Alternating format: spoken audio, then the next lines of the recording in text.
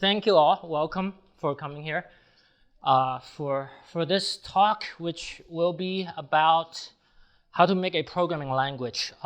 The aim of this talk for you is to come away getting a high-level understanding of what it means to make a programming language, what kind of work is involved, what are you doing when you're trying to invent a new programming language. If you, it's not meant to be like, I will teach you how to do it yourself in 45 minutes.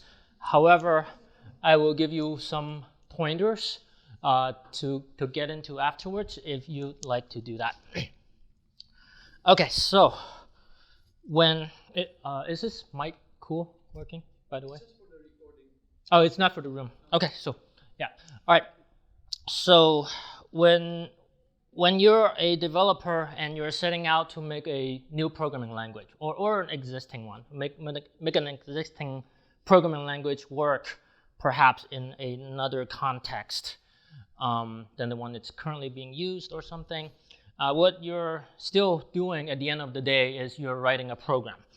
And a program is got inputs and outputs. So what is the inputs and output of this program? The input is some code, and the output is some more code. The code on the input side is the user code. It is the code that you're expecting the developers of your programming language to write. So the user code will be in the format of your programming language of your choice, or the programming language of your invention, or your dream programming language, perhaps. The code that gets spit out on the other side, that is machine code. What is machine code? Well, machine code is actually code that gets executed directly on your CPU. And your CPU looks like this. Usually it says Intel on it. But not always. There's other brands of CPU too. However, the code that an Intel chip understands will look very differently from the code that a MIPS chip or, I don't know, a PowerPC chip. People still use that. So each brand of CPU will understand a different set of instructions. If you're using this scheme, then the program you're making is called the compiler. So if you are able to, if you can manage to take the code in your dream programming language and translate it into machine code that your CPU can directly understand, then you can make a programming language work. This is what user code looks like. This is code in the C programming language. This implements some Fibonacci sequence. And if you ran that through the C compiler, a popular one would be GCC, which stands for the GNU C compiler. So if you ran this code through the GNU C compiler, you'd get some machine code, which is going to be in binary. However, there's a form of code called assembly language that more or less gets directly translated to that binary form, and that looks like this. So this is something like what machine code would look like, and this in particular is the machine code for the Intel chip. Now, that compiler thing, the diagram that I drew, that's only one type of programming language architecture, and there are others. There's interpreted programming languages, transpiled programming languages, and bytecode compiled programming languages. I'll go through the other ones briefly also. During the demo,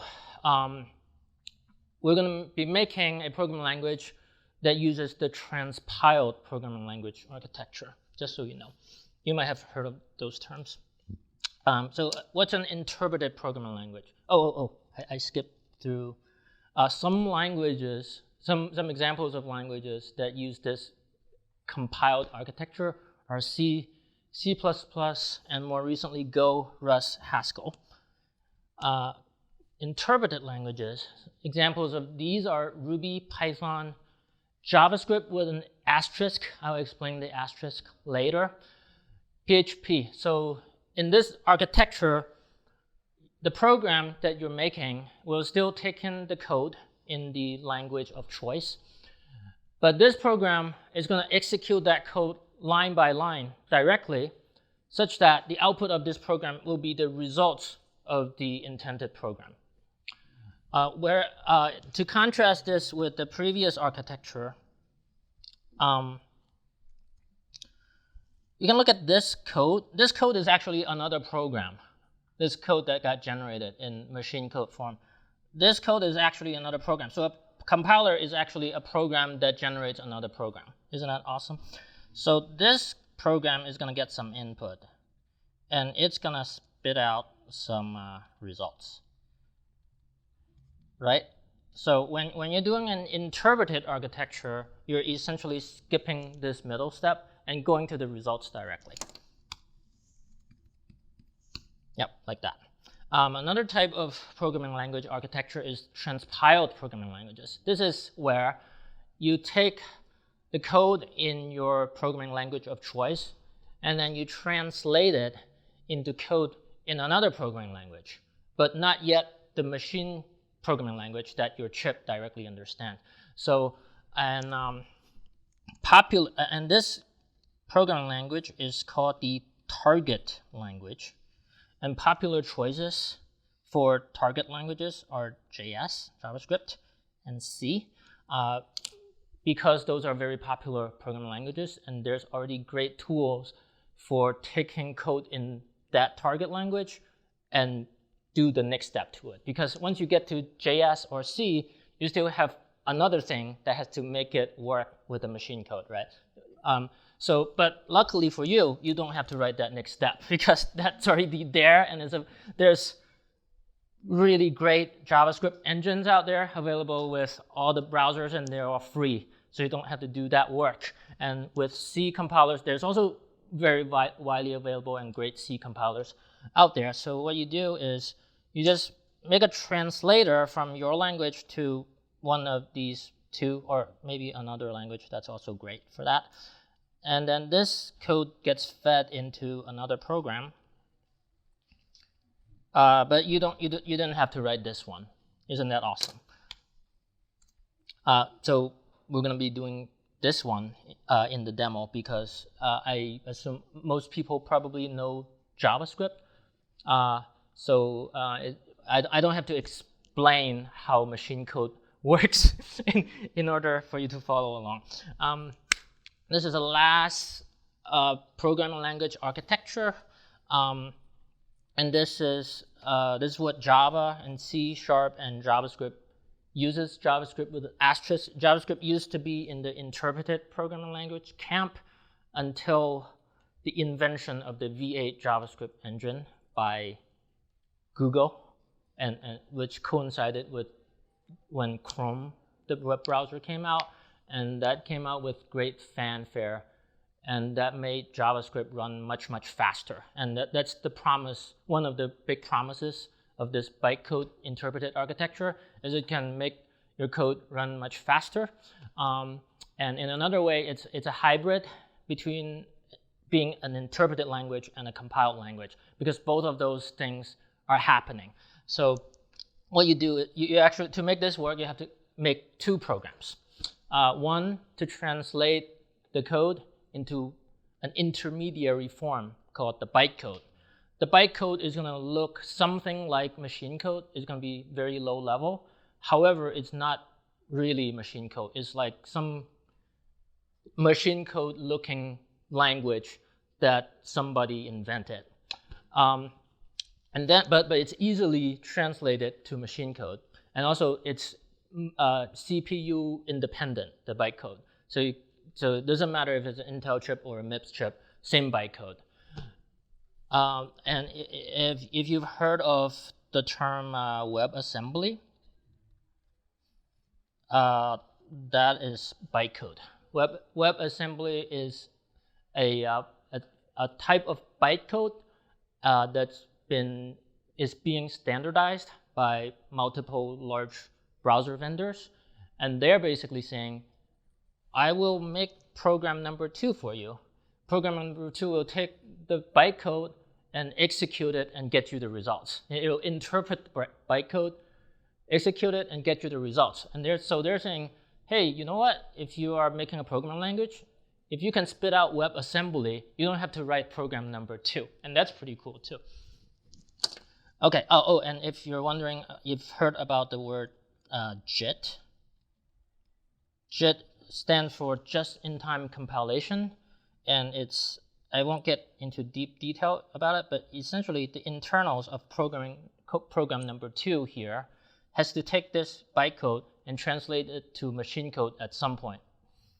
So it's going to take this bytecode and then spit out this, in red, the machine code. And all of that is happening inside this box called program 2. So it really is like, this is like a crazy Frankenstein monster. We're not going to do this one due to time constraints. OK, so now that you got that high-level picture, if you have any questions, you can go ahead and shout it out. I'll field them as I get them. I'm going to get into this box, drill down into this box, the program. So whether this program is a compiler or an interpreter, it will have these parts within it. The first part is a parser. A parser is a thing that's going to understand your code, the code of the language of your choice. It's going to convert your code into something called the AST, Abstract Syntax Tree, which is a true representation of what that code is. I'll give you an example in just a moment. And then once you got an AST, you're going to send that to another thing. And the thing in the inner yellow box, that is either an interpreter or a compiler that will generate machine code or the target code on the other end. So regardless of what architecture you're using, you're going to have to write a parser. And that's what we're doing next. OK. What does a parser do and what is an AST? This is AST on the right-hand side. This is AST of a JavaScript program. The JavaScript program is a one-liner, but the AST looks kind of complicated here. But in reality, it's pretty straightforward. So what is this JavaScript program? It's a program. so on the top it says, this is a program. A program has a body. A program body is a bunch of statements. So that's represented as an array of statements. And the statements are represented as an object. Actually, I would actually like to do this guy live for you. So this is from sprima.org. Sprima is a JavaScript parser that's freely available. And they have this like playground thing here. So if you type in code on the left-hand side, you get the AST on the left-hand side. So this is saying, oh, this is a JavaScript program, and its body has got one statement, just one. And that's represented by this object here. And what type of statement is it? It's a variable declaration. Well, as you know, variable declaration can have multiple declarations within it if you comma delimit them in JavaScript. So it's like, how many declarations are in there? Well, there's one. And the kind is var, by the way, because there's different kinds of variables like let, and now it's kind of let. And that's cool. There's also const, as the hipsters know. So we got one declaration in here. What does the declaration look like? It's a variable declarator whose ID is an identifier called answer. Well, the name of the variable is answer. That makes sense. Init means the initial value of the variable. What's the initial value of the variable? Oh, it's the result of a binary expression. The result of this guy here, 6 times 7, that's a binary expression. And it's got a left-hand side and a right-hand side. Left-hand side is 6, right-hand side is 7, and the operator is the multiplication sign. So that's an AST question. So at which point does it understand that I'm actually, the answer is a binary expression? Because clearly I've always wondered about this because I'm not defining the type, right? Even though how does it know that it's a number? Or is it inferred because it's 6 times 7? It's based on the parser. As it's parsing, you're going to see the parser in just a minute. It sees that the 6 is a number literal, so rather than a string literal. What if you just do constant answer? Then what happens? That's what I want to know. Oh, okay. You see what I'm saying? Then it just won't have an initial value, I think. Oh, well, you can't do that with a const. Right. You can, yeah, init is null now. Yeah.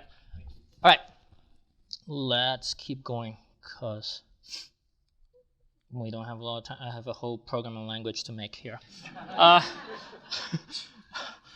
All right, so this is another visualization. 6 is a number literal. There's an operator. 7 is also a number literal. The parser is going to combine them and say, oh, that's a binary expression. And then var and answer and equal sign, those have their own names. And then all together, you combine a var keyword, identifier, and an assignment operator, and some expression, in this case a binary expression. That's a variable declaration. That's how it works. And this is the job that the parser has, to take the code in just a string format and generate this AST tree for you. So how are you going to do that?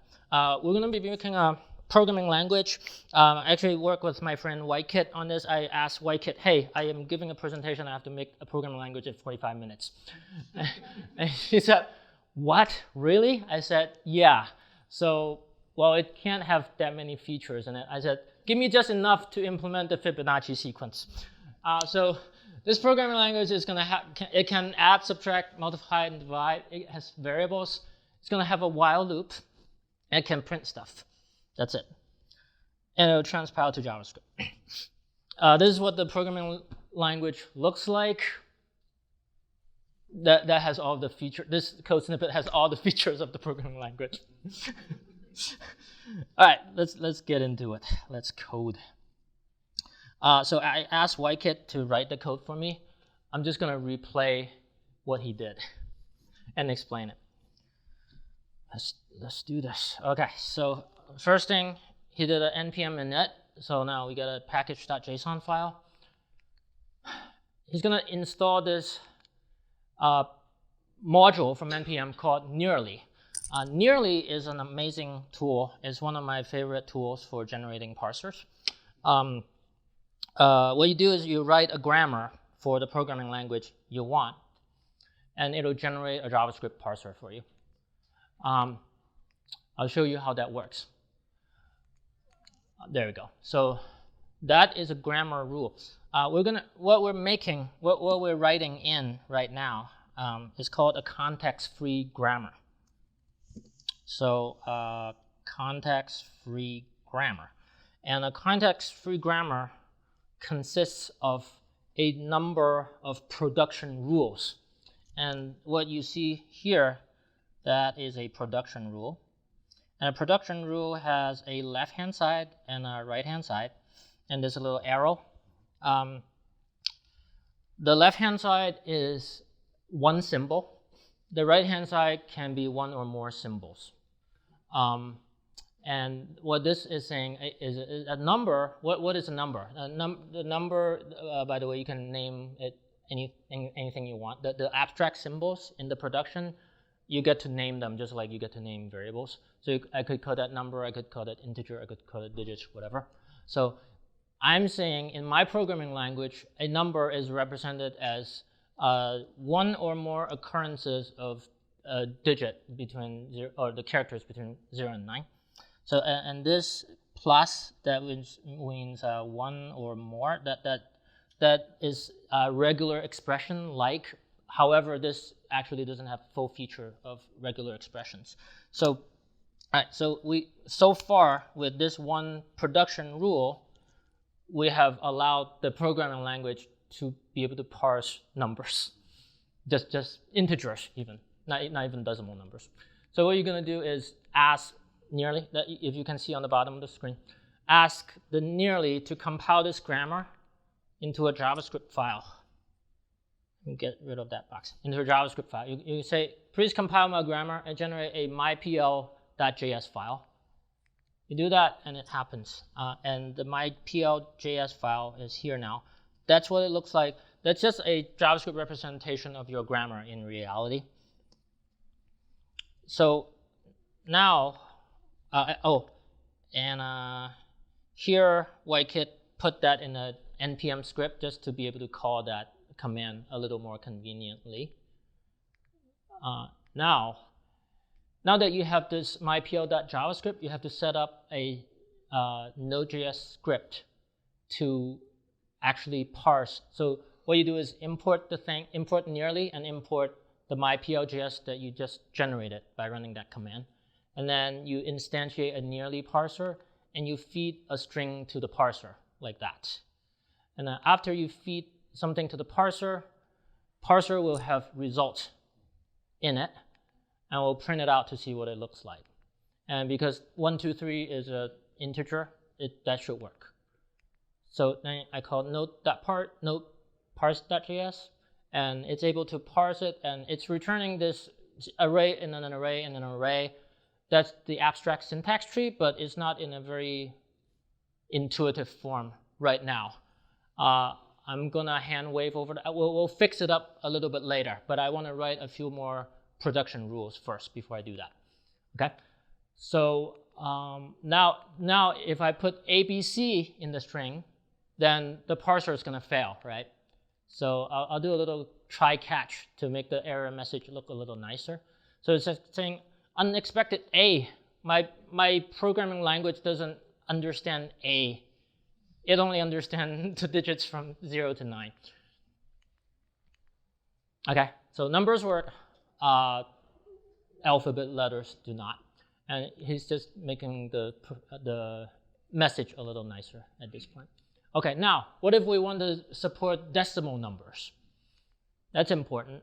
At the moment, the language doesn't support it. Unexpected dots. It doesn't understand the dot. So what do? Let's call that digits. What we had before, we're going to call that digits. And a number is some digits, and then a dot, and then some more digits. We'll recompile, regenerate the parser, parse it, and it succeeds. Let's keep going. Let's make a variable assignment now. In this programming language, Whitekit decided to use colon equals for the assignment operator. Maybe I don't know, is that from Smalltalk? Maybe he stole that from Smalltalk. He's a connoisseur of programming languages. So, huh? It's Pascal? Yeah, Pascal. So we're gonna say a variable assignment is an identifier, and then a colon equals, and then a number. For the moment, we can only do numbers for the initial value. It's gotta start somewhere. So, and what's an identifier? An identifier is a string of letters between A to Z. Let's keep it simple. I know JavaScript you can do more, but let's keep it simple here. We got 45 minutes. So we tried to parse this variable, but he made a typo. There needs to be a colon. He just forgot. he's like, I have this great idea. Oh, I forgot about it. So it's able to parse variable assignments now. So if it, and again, we'll ignore the fact that the AST looks really gnarly, but just see that it says parse succeeded. That means the language understands that string as something in the language. It's able to handle a variable assignment, but at the moment it's not able to handle integers anymore. He's gonna fix that, but I'm actually just gonna skip that part. I think I'm gonna do, I'm gonna do this part first.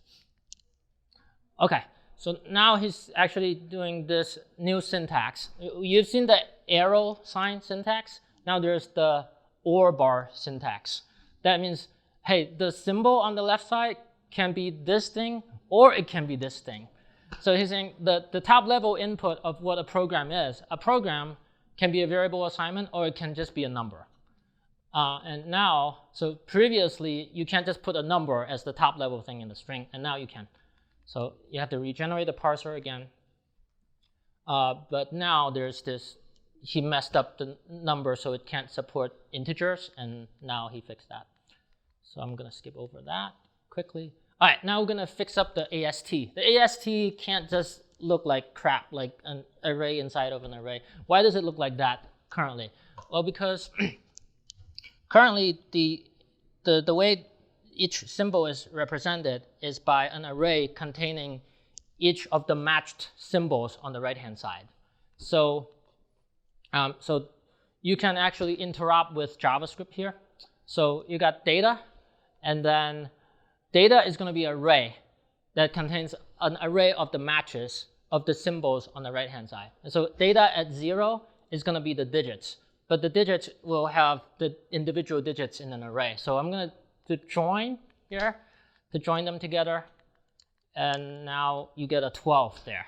But we would still like to get rid of those nested arrays. So what you do is say, well, if there's only one symbol on the right-hand side, just take the first one. just unnest the array. And that will clean it up a little bit. But because this pattern is pretty commonly used with the nearly parser generator, they give you a built-in function called ID to do that one. So every rule where the right-hand side is only one symbol, we'll put ID on it. And but for the rules so now we just get one outer array. The outer array is actually the array from the results. So now, let's see. Now let's fix up the decimal numbers, because the decimal numbers is on line number 10 here.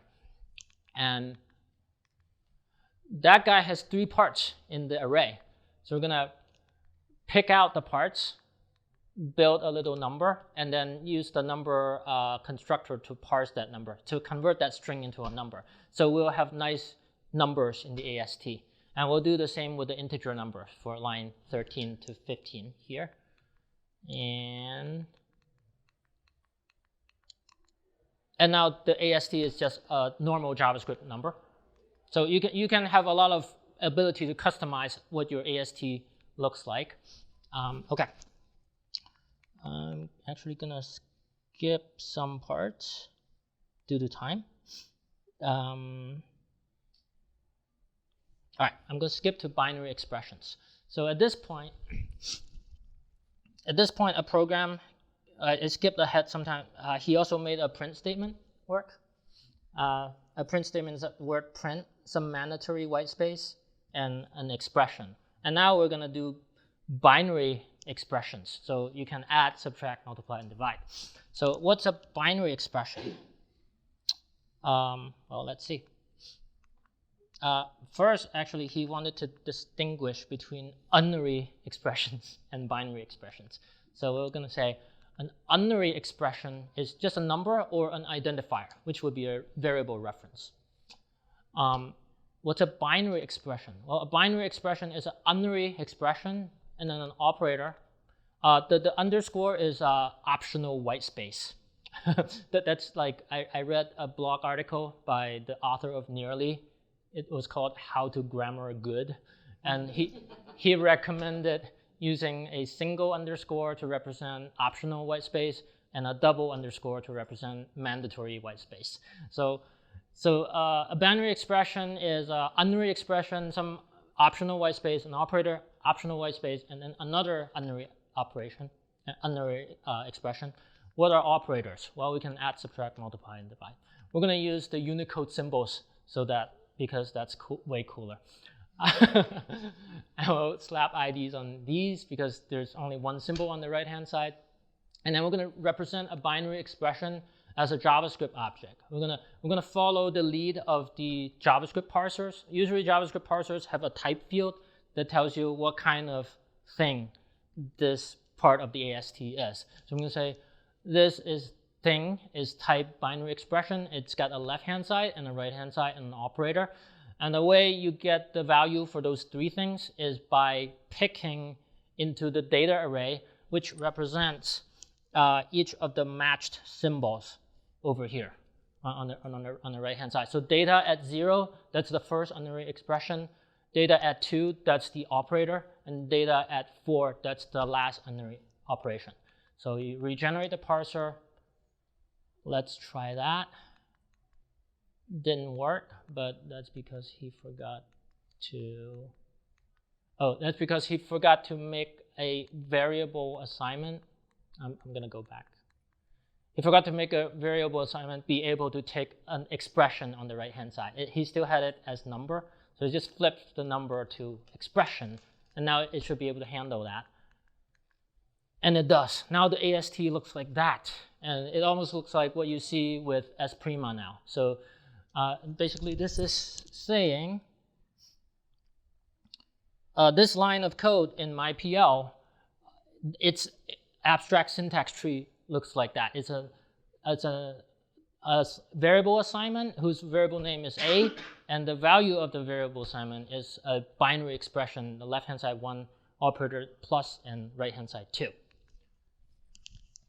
Okay, I'm actually gonna skip a little more. How are we doing on time?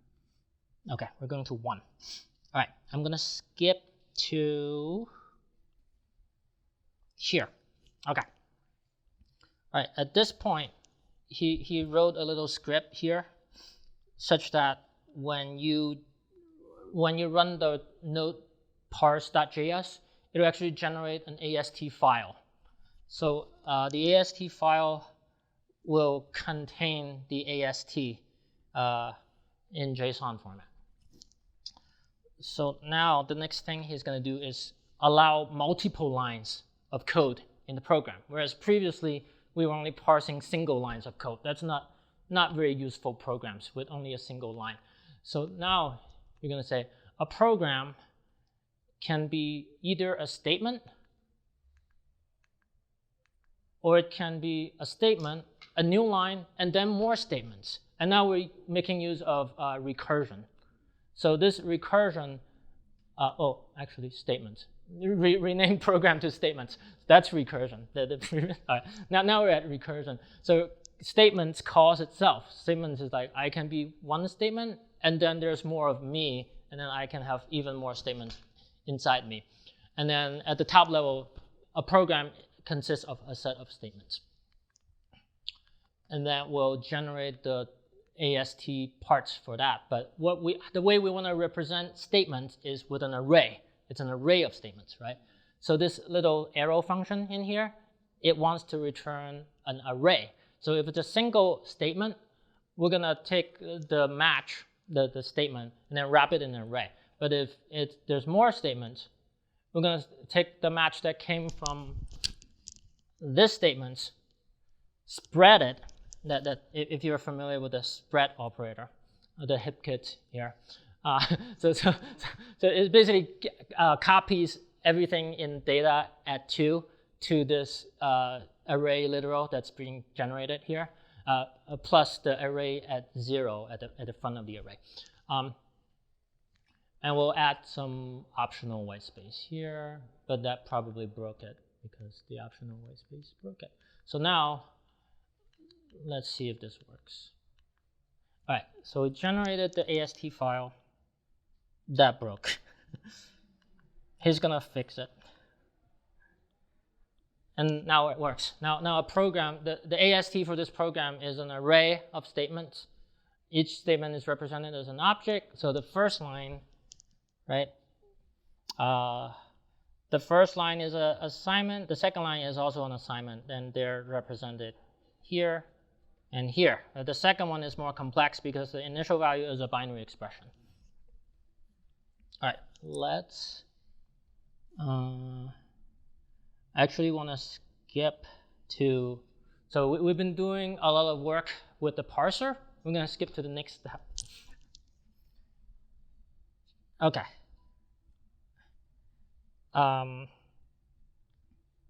At this point, he has implemented the AST for while loops also. So the parser is working for all of the programming language now. But now we have to translate it to JavaScript so that something can actually execute the code. So it's going to make this little file to do that. it's gonna basically read in. We have this parse script at this point, which takes a file in .mypl format and generates a file in .ast format. Now we're gonna make a generate.js script that takes a file in .ast format and generates a file in JS format. So that's this guy here. So this guy reads in a file in .ast format. Because it's a JSON format, we'll just use json.parse to get you back into the JavaScript object realm. And then once you have the AST, which I know is an array of statements, right, in the AST form, we're going to make a generate JavaScript function given that AST. For now, we'll do a little boilerplate code that just generates hello world, and then we'll output that into a file. So now, if we did node generate JS example1 AST, and example1 AST looks like this. It was the AST for example1 mypl here. No, actually it's not.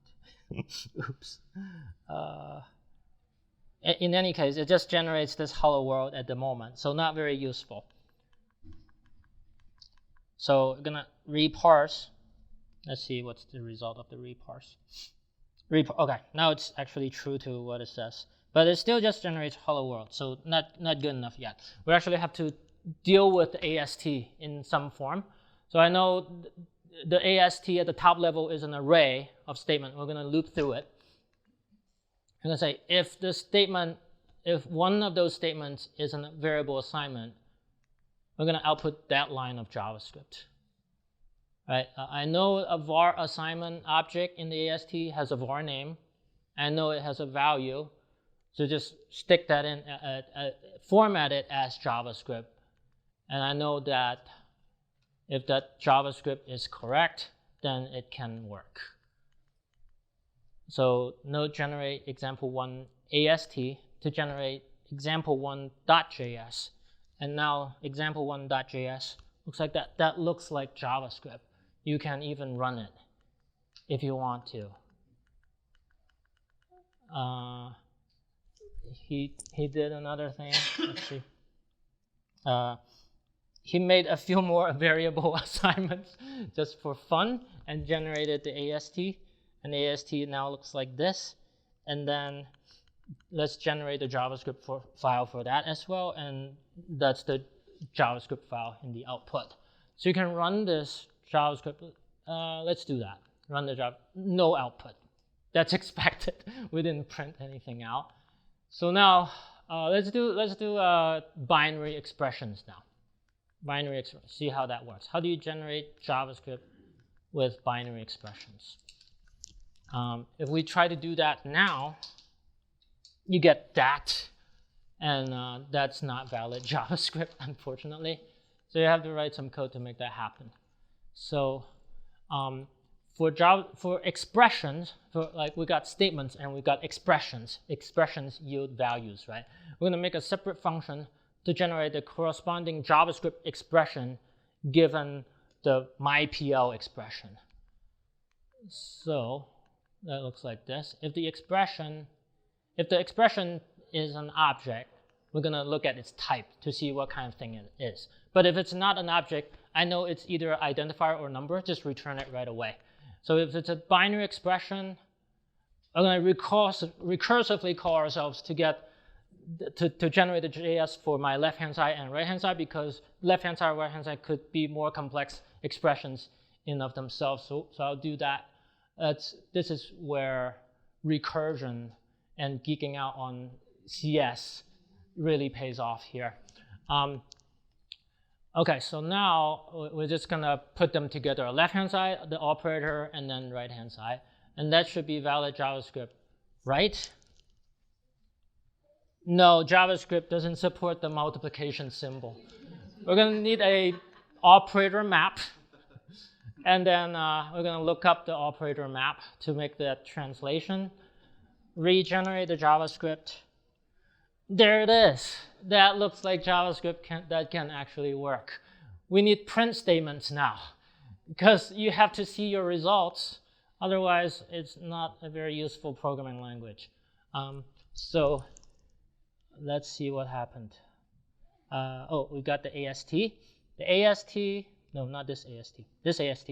AST has got print statements represented. We generate the, let's make that work. Before testing, let's just make print statements work. The print statement is gonna have an expression to be printed. We're gonna call out to generate.js for expression to render it in JS format. And then we'll console.log. Easy. We know how to print. Generate the AST for this file, and then take the generate the JS file from the AST file. And then now you can run the program, and it actually gives you output. And this is the resulting JavaScript file from that myPL program. What else? Let's see. Okay. Let's keep going. Let's make while loops work. While loop, it's got a condition. Let's render that condition in JavaScript. And it's got a body, which is some more statements. So we're going to generate, because generate.js is this top-level function that we're writing. It's already expecting an array of statements. So just plug right in. It's perfect for what we need here. We have an array of statements that's the body. Feed it into generate.js. We got the body. And I'll put that into the while loop. He wants to do some indentation of the body. And then split the string up, put some indentation in, join it back. Okay, that's cool. No, that's this one. We got a while loop in JavaScript now. But however, as you can see, there's a problem. We redefined this variable. That's not good. How are we going to solve that? Let's remember which variables are declared. And we have to pass them down for other calls. So initially, we don't have any variables. But when you have a variable assignment statement, we can check, hey, if that variable is already is not defined, we're going to use the let statement to define it. But if it's not, but if it is already defined, we're not going to use the let statement. It's a simple assignment. So if you do that, boom, that works. That looks like it works. Let's actually run it. Oh my God. Okay, so now, all right, last thing. What programming language would be complete if you cannot write the Fibonacci sequence in it?